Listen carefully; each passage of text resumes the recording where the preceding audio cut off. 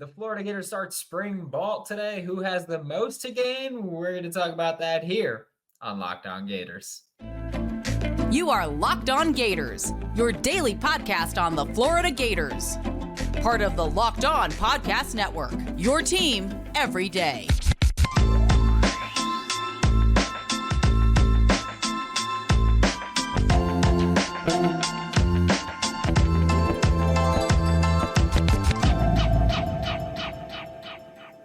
Hello and welcome back to another episode of Locked On Gators, part of the Locked On Podcast Network, your team every day. Thanks for making Locked On Gators your first listen of the day every day. We are available daily and free wherever you listen to the podcast and on YouTube. Happy Thursday. Happy first day of spring ball for the Florida Gators. I'm Brandon Olsen. Find me on Twitter at WNS_Brandon. Find all my written work with Giants Country and NFL 33. Today's episode of Locked On Gators is brought to you by FanDuel. Make every moment more. New customers join today. You'll get $150 in bonus bets if your first bet of $5 or more wins. Visit FanDuel.com/lockedon to get started. And I'm starting off hot, coming out swinging. The player that I do think has a ton to gain, probably the most to gain, is DJ Lagway. Shocker. The elite 5-star quarterback recruit has a lot to gain during spring ball. He's not going to start. Okay, I want to get that one. I'm not saying that at all. I do think it should be and will be Graham Mertz. However, I do think that DJ Lagway has a lot to gain because I do think that if he shows that he's further along in the process than expected, he could kind of force his way into some rotational playing time. And I know that people want to do the whole like Chris Leak and Tim Tebow thing. No, you're not going to get that. But I do think you could see it more frequently, like how we saw Kyle Trask and Emory Jones, and that kind of way that we see it, or Emory and AR, which is also weird because stylistically they're kind of similar. But I do think you could see it like that, and I say that for kind of a couple main reasons. But the first one is that when you watch DJ Lagway play for Willis, when he was playing in high school, especially his senior season, he played behind, and I feel bad saying this because most high school offensive lines are bad. He played behind a really bad offensive line. And what that does is that it shows you, okay, like when things break down, DJ Lagway can make plays, whether that's with his leg or with his arm. Legs. I don't know why I said it like he has one, but with his legs or with his arm. We haven't seen him do too much in structure and in rhythm because of that line, which again, most high school offensive lines just aren't good. It's high school. It's really hard. Like there's a talent deficit at offensive line at every level of the sport right now. So for a lot of guys, they don't get to play behind good offensive lines. DJ Lagway didn't get to do that, but his physical talent really helped elevate him. And his mental ability to process like that really helped elevate him there. And so I do think that when he's going to be playing in spring, obviously it's starting, he's just going to be throwing routes on air. And then we'll see them kind of work into structure a bit. But I do think that that's where if DJ Lagway looks like he's throwing on rhythm quicker than, or like if he looks like he's picking that up quicker than anticipated, like if he looks like he could genuinely come in and run the offense at certain points and not just be a Patrick Mahomes kind of gamer where it's like, and I know Patrick Mahomes is obviously amazing, but I mean, in the sense of like when things break down, he just makes plays. Like if you could do that, but also operate in structure, we're kind of cooking to a point where you could say, all right, like maybe Lagway should get a drive or two every game. Like maybe that's something we should consider and we should talk about. Because I do think that's something that's important where you look at the timing routes, and if they're there, you look through those windows. If you can hit the routes, if you can make the reads properly and quickly enough, there's not really a reason to not play him, like that, to not rotate him in at least. And also, I do think that you have to talk about I think that the plan, I'm saying this because I think this is the plan in Gainesville. I'm not saying this would be my plan. But for example, last year, going into the 2023 season, the plan was Graham Mertz start, Jack Miller III be QB2, and Max Brown be QB3. And that was the plan because Max was so inexperienced. So it was like, hey, if Graham gets hurt, we want to be able to bring in Jack, who's also inexperienced, but he's been in the offense. Like he's been here for a while. He's been in college for a while. He's not going to get too rattled like that. And that was the plan. And then, of course, Max Brown just completely overtook Jack Miller. And Jack Miller ended up falling to like QB4 by the end of the year. But I think the plan this year is something similar to that. I think the plan for this year is we're going to have DJ Lagway kind of floating around as a rotational piece with Graham Mertz starting. DJ is going to maybe get a package here and there. Like maybe we'll put him in the game just to have him in there, just to have a long ball threat or a QB rushing threat, whatever it may be. But that if something were to unfortunately happen to Graham Mertz, Clay Millen would come in from Colorado State because he's got starting experience at the FBS level. So he's got starting experience. And the plan will be Clay Millen comes in to start if something were to happen to Graham, with DJ Lagway not being forced into play. That's where we talk about not being forced into. If you feel like if DJ Lagway comes out and he's spinning the ball, which we know he can spin it, but if he's spinning it on time and accurately and he's kind of working in rhythm and he's playing like an actually functioning quarterback like right away, which again, very rare for any true freshman to do, to actually come in and be able to mentally handle the quarterbacking part of this. But if DJ Lagway can prove that he can do that in the spring, then we're talking about fall ball, maybe earning that QB2 spot. Maybe by the end of spring, earning that QB2 spot. But that's what I'm talking about, where I say I don't think Clay Millen is better than DJ Lagway. But I think that because of his experience, like Florida brought him in for a reason, right? And the reason was they didn't have experience in the quarterback room behind Graham Mertz. They had Graham, then they had DJ Lagway coming in, and they had Parker Leisty coming back and Jordan Gall coming back. Am I missing anyone? I'm not mistaken. That's it. And then so it was kind of like, all right, well, we need to figure out something because Jack Miller III is not with the program anymore. Max Brown transferred to Charlotte. Michael Leone is out of eligibility. So I think that they brought in Clay Millen to go, hey, we need somebody that's at least a bit experienced to run an offense that can come in and do that if, God forbid, something were to happen to Graham Mertz. But for DJ Lagway, if you can prove that you can do that as a true freshman, then you can pass him up. So that's when, like, I understand there's probably going to be someone in the comments mad at me for saying this, and they're going to be like, oh, you think DJ Lagway is going to be the third quarterback?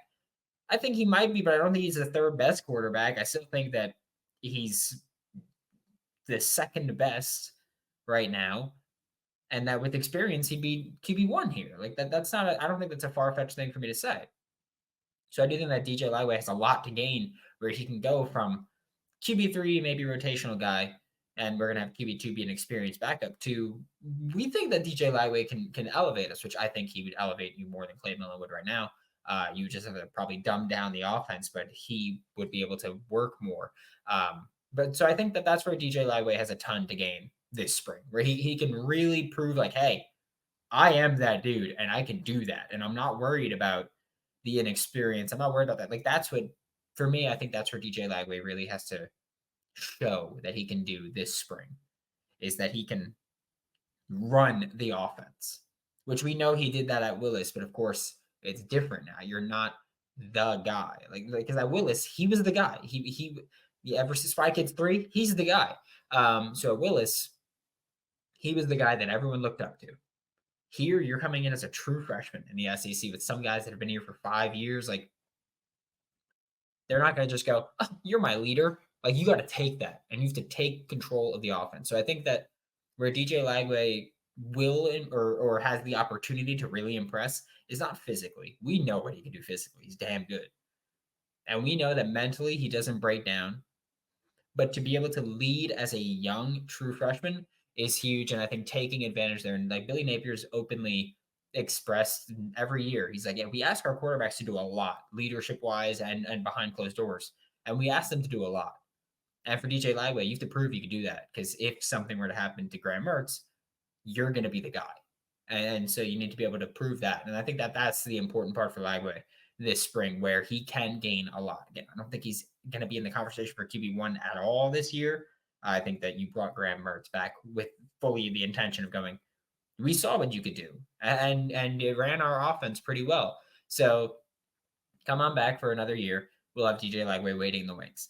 We are going to flip to the defensive side for really the rest of the show, actually. But first, we're going to get a quick word from eBay Motors. With passion, drive, and patience, that's what brings home the winning trophy. And it's also what keeps your ride or die alive. eBay Motors has everything you need to maintain your vehicle and level it up to peak performance, from superchargers, roof racks, exhaust kits, LED headlights, and more. And whether you're into speed, power, or style, eBay Motors has got you covered with over 122 million parts for your number one ride or die. You'll always find exactly what you're looking for, and with eBay Guaranteed Fit, your part is guaranteed to fit your ride every time, or your money back. Because with eBay Motors, you're burning rubber, not cash. For the parts you need, the prices you want, it's easy to turn your car into the MVP and bring home that win. Keep your ride or die alive at ebaymotors.com. Eligible items only. Exclusions apply. Remember that eBay Guaranteed Fit is only available to U.S. customers. Thanks for making Locked On Gators your first listen of the day every day. We are available daily and free wherever you listen to podcasts. And another player that I think has a ton to gain during this spring ball opening up, Jakeem Jackson, cornerback. And a lot of that is, you look at what Jakeem Jackson was in high school. He was a receiver that was learning how to play cornerback. And obviously, every high school player is learning how to do that, or learning how to play their position. Every college player learning how to play their position. Every NFL player learning how to play their position. But Jakeem Jackson was genuinely making the switch. He was just getting started doing that. And Florida took him as a very raw but insane athletic player at corner. And he played a little bit last year, not too much, but year 2 now, he's got another year in a strength conditioning program. No matter how good or bad you think it was, better than his high school one. But I think that a few things really opened the door for Jakeem Jackson to take the next step and to earn that valuable playing time there. And I'll talk about the corner room in general later, but I do want to talk about just Jakeem specifically, because I loved what I saw from Jakeem Jackson last year when I'm talking about the athletic instincts and his confidence.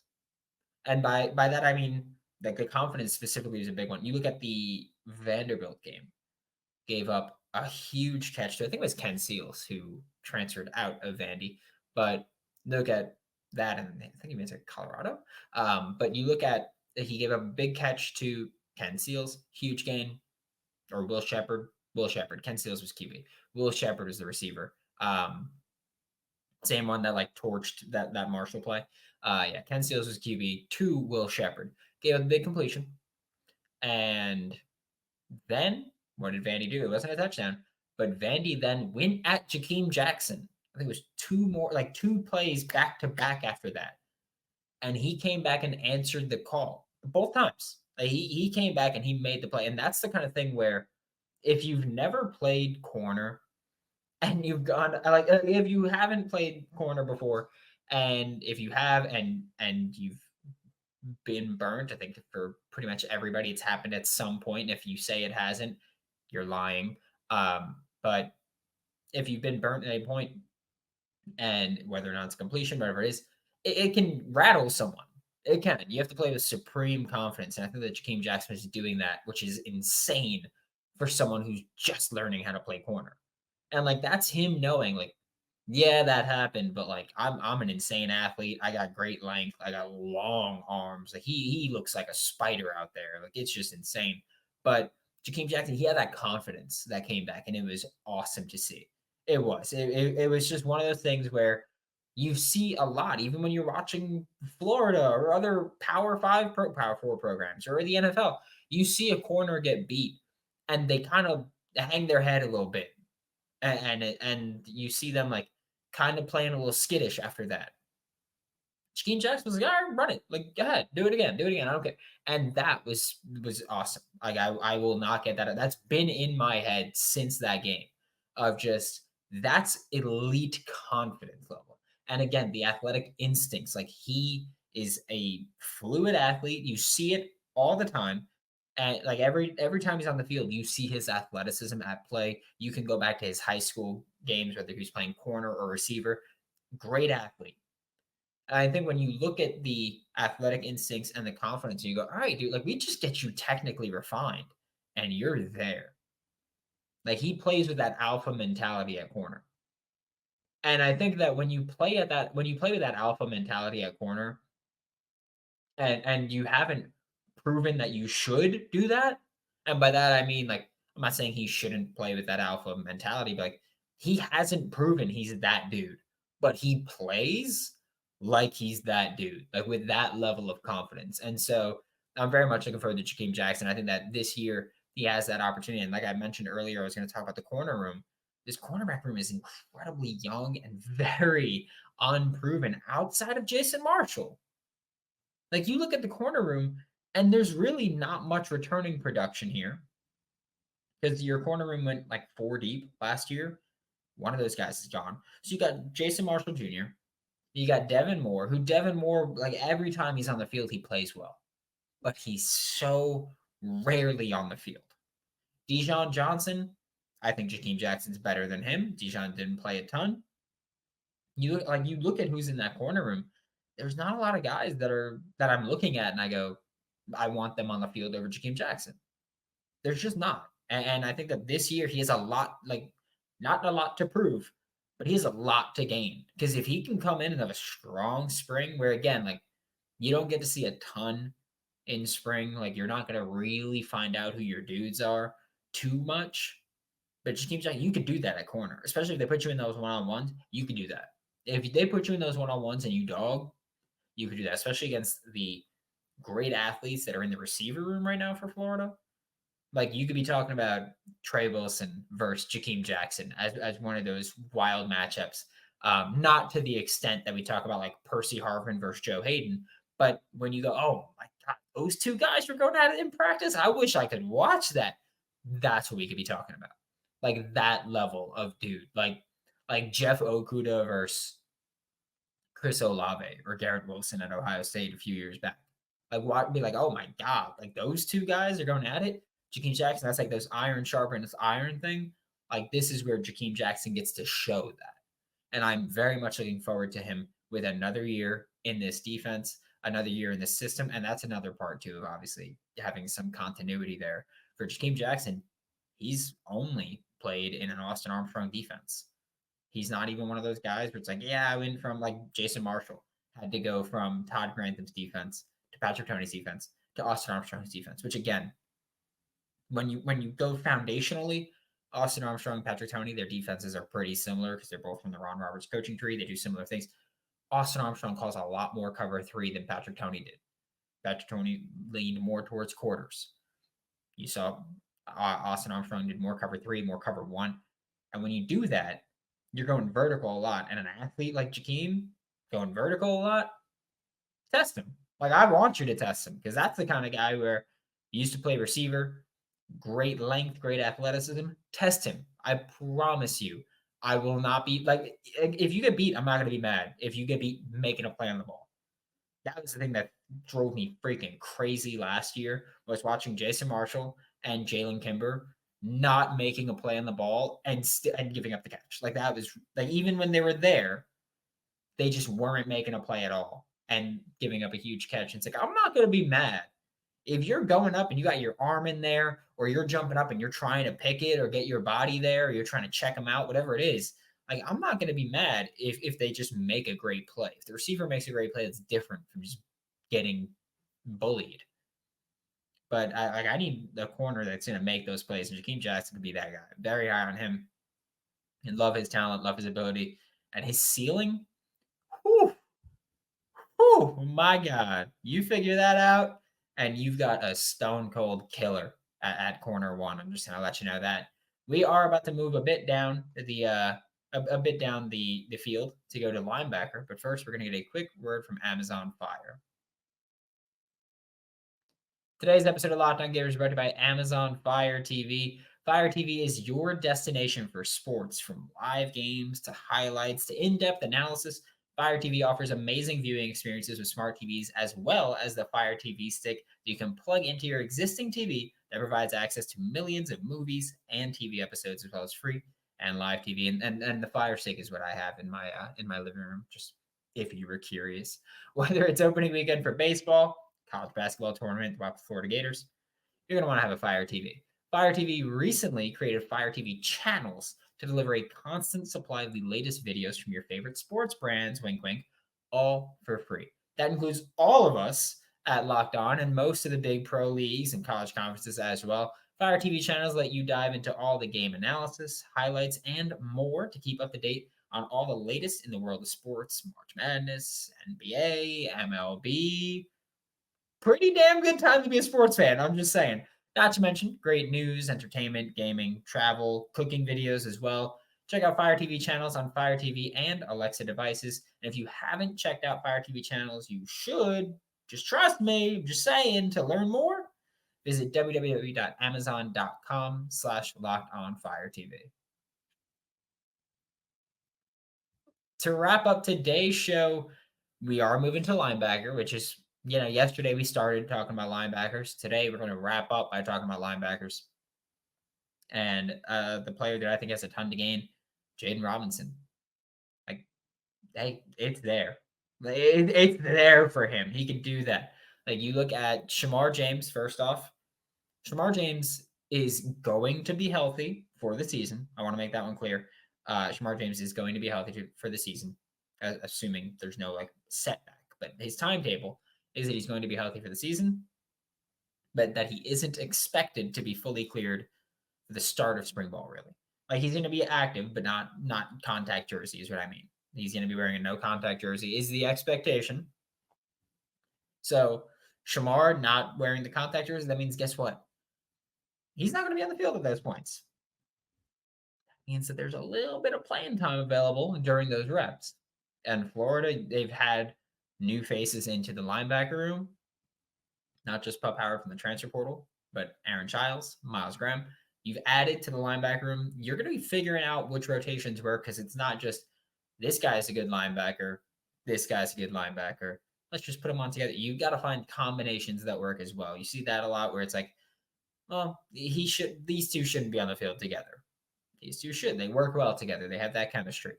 Shamar James isn't going to be there. You're going to be trying to figure out those, or he's not going to be fully cleared. You're going to be trying to figure out those combinations. Jaden Robinson should be in there. Also, I do think that's worth noting that when he was in high school, Jaden Robinson was playing safety linebacker, basically. And he looks like from the start of last year to as in the start of last season to now, he looks like he's packed on some pounds. I'm talking his upper body, especially if his chest looks more puffed out, his arms look definitely bigger than they used to. I mean that just from looking at pictures of him doing the Florida Victorious events, he looks like he's gained some weight and he's packed it on. So looking at that, I look at, all right, that was one of my concerns when he was coming out of high school, was that he's basically playing safety linebacker hybrid here. Now he's got to go play linebacker at the SEC level. Probably gonna have to put on some weight. He's done that. I'm very interested to see what his weight's going to be from what he was listed at as a freshman to what he's listed at now at the start of spring ball. Hopefully we'll get those measurements, hopefully today.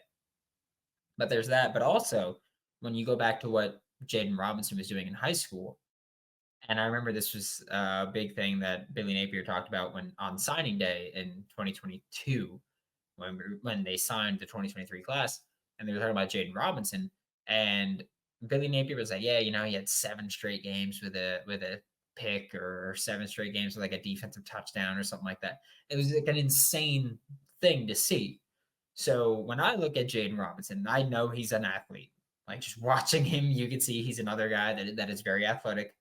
He's got a little bit of experience. I don't want to say I don't want to act like he's got a ton of in-game experience. That's not a thing that he really got last year, but he did play. Like, I don't want to say he didn't play at all.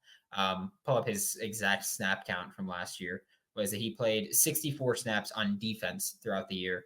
So he played in 7 games, burned his red shirt. And if I'm not mistaken, he was also on special teams, which if he wasn't on special teams, he needs to be because he's a great. Yeah, he played 102 snaps on special teams, 64 on defense. So he's got some experience playing at the SEC level, obviously. But when you look at his athleticism, a little bit of experience gained, then you can look at someone as an actual threat there.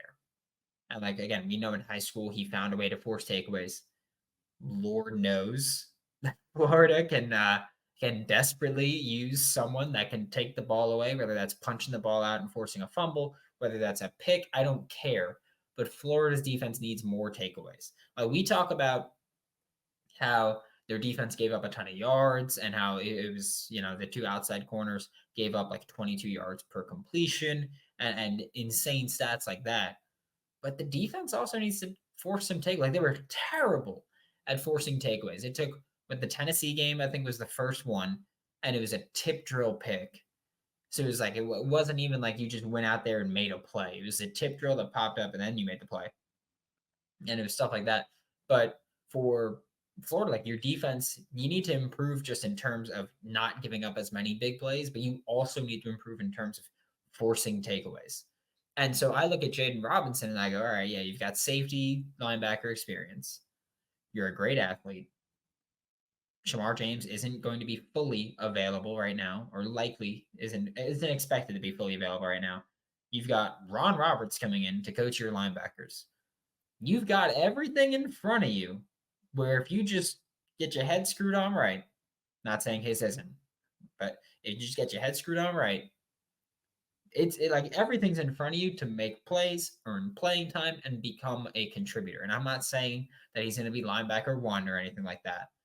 But right now, we're talking about the will linebacker spot having, I believe Miles Graham is the one that's expected to play that. Baron Childs playing Mike. So Miles Graham, true freshman. Jaden Robinson, you're a true sophomore. You should have the advantage there just for having that experience. You should have that over him.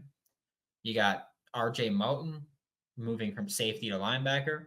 I'm not super stoked about that one, frankly, just because you took a guy with tackling issues and you put him at linebacker, and that seems, well, that doesn't seem like a very bright thing to do, right? Like, that's just, I don't know about you, but I don't think that's a very bright thing. But you got that. You got Manny Nunnery is going to be in there, but like there's playing time available behind Shamar James. And so, like, now during spring, when Shamar's not expected to be fully cleared, you're talking about who's going to take that playing time, like who's going to earn that playing time. And for Jaden Robinson, like, it's there.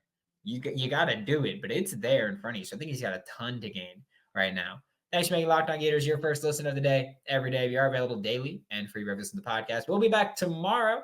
Talk more Florida Gators football. For Locked On Gators, I'm Brandon Olsen. Don't forget to follow me on Twitter at WNS_Brandon. Find all my written work with Giants Country and NFL 33, and I will see you all next time.